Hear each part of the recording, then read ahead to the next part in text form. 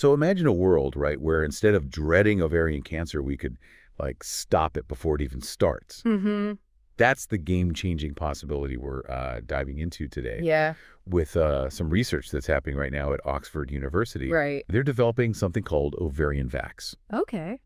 the world's first vaccine aimed at preventing ovarian cancer. Mm. And to help us unpack all of this, we've got our expert here. Now, I know a vaccine for cancer sounds kind of like something out of science fiction. Yeah. So let's start with the basics. What makes ovarian cancer so challenging to tackle in the first place? It's the silent nature of it Yeah. that makes it so difficult. Unlike some cancers that have, early warning signs, ovarian cancer is often diagnosed at a later stage when it's much harder to treat. In the UK alone, over 7,500 women face a diagnosis each year, making it the sixth most common cancer in women.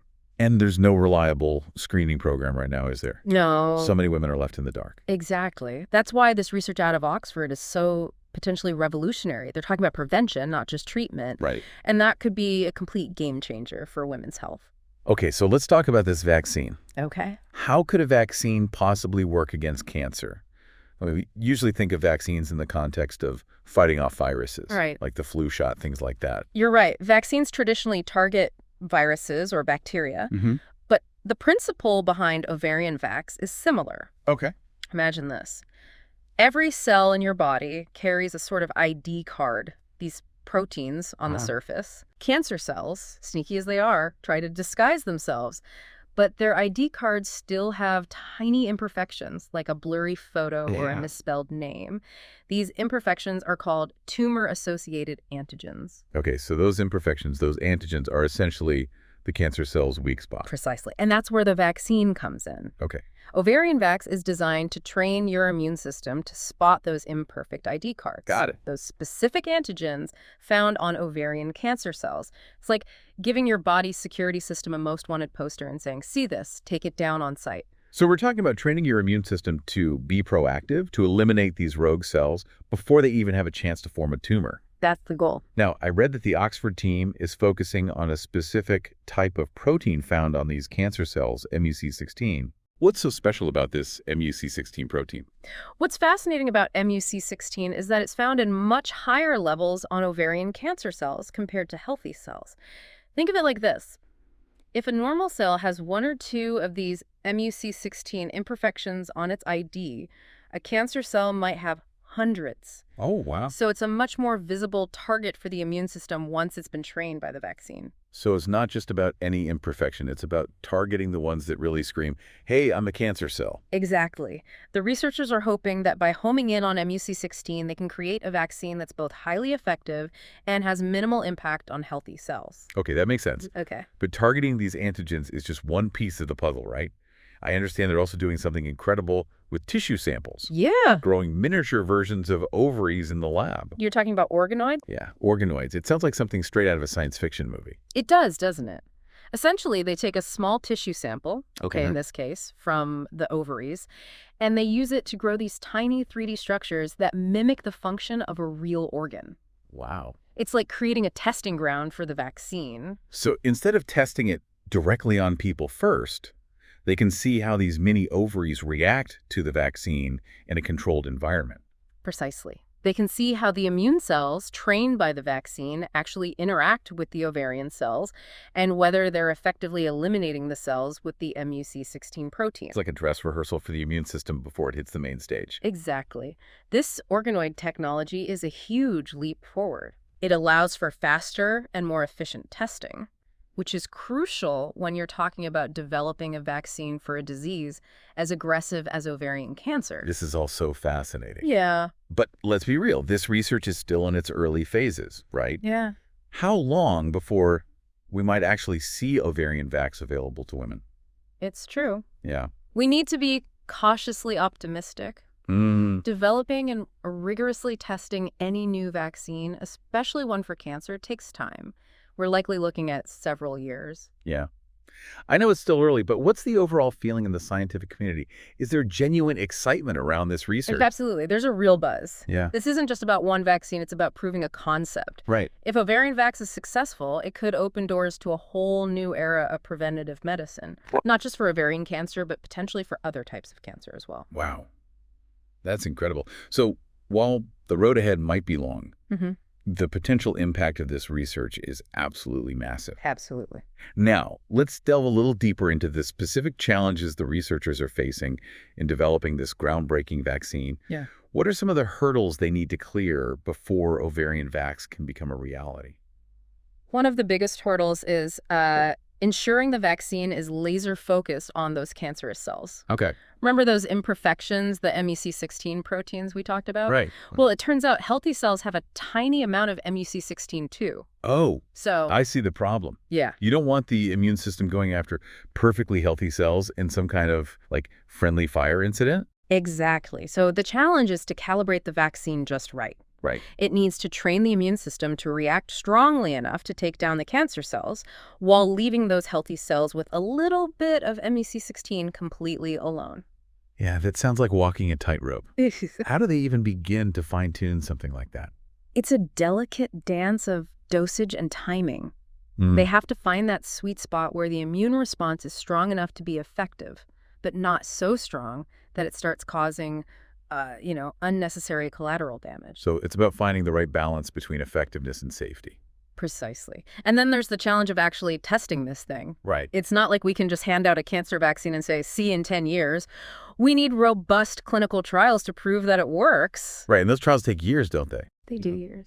Can you walk us through what those clinical trials would look like? Sure. So they would start small, Okay. maybe a few dozen women, just to ensure the vaccine is safe, Okay. that there aren't any unexpected side effects. Safety first, always. Yeah, absolutely. Assuming everything looks good, Yeah. then they can gradually expand the trial, eventually enrolling hundreds, even thousands of Yeah. women. And this is where it gets really interesting because Yes.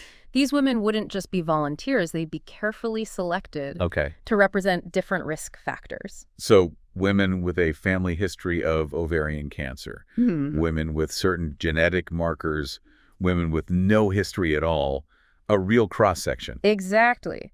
Because to prove the vaccine truly works, we need to see how it performs across a diverse group of women. And this kind of large-scale trial, it takes time. We're talking years of carefully monitoring the participants, Right. comparing those who received the vaccine to those who didn't. It's a marathon, not a sprint. You got it. But even if the clinical trials are successful, Right. and that's a big if, Yeah. there's still the question of access. Right. Who gets the vaccine first? Yeah. How much will it cost? These aren't just scientific questions, they're Yeah. societal questions. Right, like who gets access to this life-saving vaccine first? Right. Especially if it's like initially very expensive or if there are like, production limitations. Exactly. It's like having a lifeboat after a shipwreck. Right. You have to figure out who gets a seat, and it's never an easy decision. And it's a conversation we need to be having now. Even if OvarianVax is still a few years away, Yeah. we need to be prepared to grapple with the ethical implications of this kind of groundbreaking medical advancement. Absolutely. These aren't easy questions, Yeah. but they're important ones. They are. And it's a testament to how potentially impactful this research is that we're even having this conversation. I agree. But even with all those challenges ahead, there's a real sense of hope here, wouldn't you say? Absolutely. This research at Oxford, Yeah. it's not just about one vaccine. Right. It's about rewriting the way we think about cancer prevention. It's about shifting the paradigm from reaction to proaction. Exactly. And if they can achieve that with ovarian cancer, Yeah. who knows what other doors that might open? What other cancers might we one day be able to prevent rather than just treat? It's an incredible thought. Yeah. We've been talking about the potential of OvarianVax to transform the fight against ovarian cancer. But before we wrap up, let's take a step back and consider the even bigger picture. What does this research tell us about the future of medicine? We've been talking about targeting very specific proteins on cancer cells, almost like giving the immune system a wanted poster. Yeah. But what if Yeah. we could take that concept even further? Like, what if we could create personalized vaccines, Right. tailored to an individual's unique cancer? That's precisely where the field is headed. Really? Imagine this.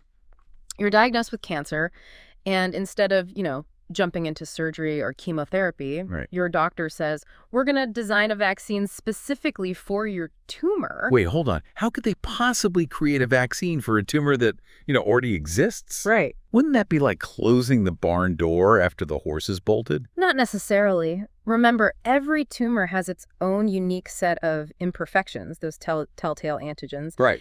In the future, scientists envision being able to analyze an individual's tumor, identify its specific weaknesses, and then create a personalized vaccine that trains the immune system to target those exact vulnerabilities. So it's like saying, okay, immune system, here's the blueprint of the enemy. Right. Seek and destroy. Exactly. And the beauty of this personalized approach is that it could potentially be applied to a wide range of cancers. Wow. Not just ovarian cancer. That's incredible. It's like having a secret weapon custom built to fight your specific battle. So we're talking about a future where instead of a one-size-fits-all approach to cancer treatment, right, we could have precision medicine tailored to the individual. Precisely. And while this technology is still in its early stages, the potential is enormous. It represents a fundamental shift in how we think about treating and even preventing cancer. And it all circles back to this incredible machine we call the immune system. Absolutely. We're just beginning to scratch the surface of what the immune system is truly capable of. Yeah. And the more we learn, the more we realize its potential to revolutionize medicine as we know it. It's both humbling and incredibly exciting. I agree. We've covered a lot of ground today, from the specifics of OvarianVax to the broader implications for the future of cancer treatment. As we wrap up, I'm left with this overwhelming sense of hope. It feels like we're on the cusp of something truly transformative. We are. And while there are still many challenges ahead, the research being done at Oxford is a beacon of hope for women and men around the world. It's a reminder that progress is possible, even when it comes to diseases as complex and devastating as cancer. It's a powerful reminder that knowledge is power, and that the quest for a healthier future continues. Thank you for joining us on this incredible deep dive. Until next time, stay curious.